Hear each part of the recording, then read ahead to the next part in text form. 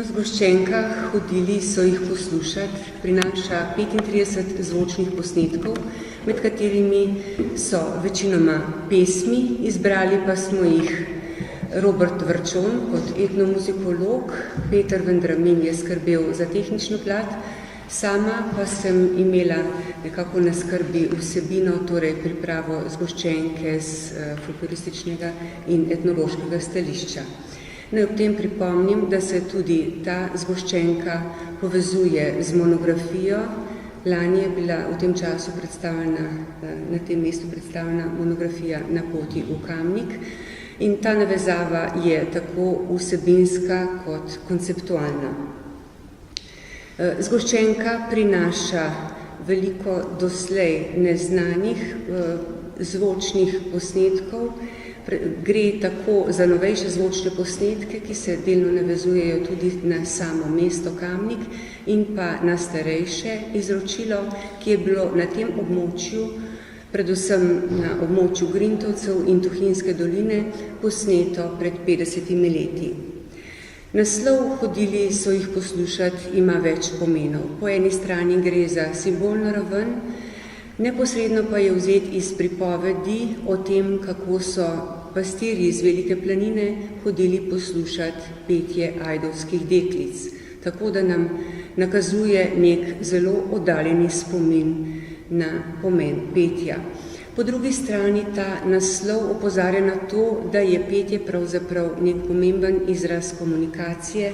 Na to opozarja tudi sama naslovnica, ki prikazuje družino med počitkom ob žetvi in taki postanki ob delu so bili velikokrat priložnost za petje in hkrati sporočilo drugim. Tako petje so na primer z teh ravnic med planinami poslušali v dolini ali pa turisti.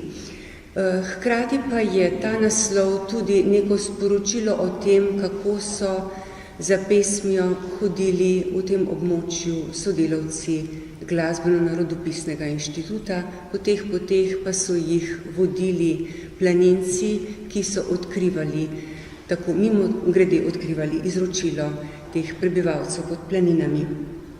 V vsebinskem pogledu je mogoče marsikaj pri zgoščenki izpostaviti.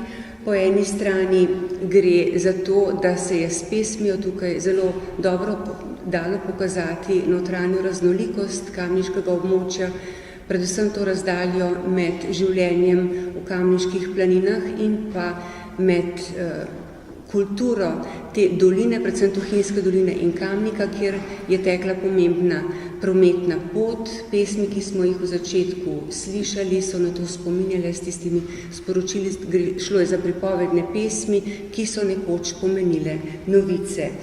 Po drugi strani zgoščenka opozarja na nekatere zgodovinske posebnosti, že sam uvod v zgoščenko, ki je dokaj nenavaden, kaže na to, gre za zvonjenje zvona v neveljski cerkvi svetega Jurija, ki je tukaj prebivalce vse do začetka 90. let 20. stoletja spominjalo na to, da je tu bilo nekoč jezero in da je odteklo v silovitem neurju.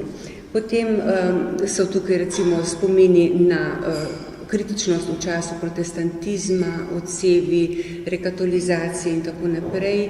Temu nizu raznih takšnih družbenih sprememb sledimo na tej zgoščenki pravzaprav do najnovejšega časa. Ena od pesmi spominja na uvajanje mehanizacije v času med obima vojnama.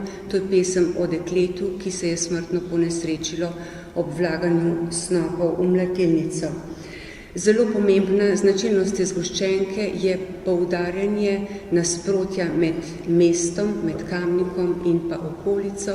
To je mogoče spremljati na več ravneh, najbolj neposredno pa z zabavljico o kamniških purgarjih, ki je tukaj navzoča z edinim znanim zvočnim posnetkom.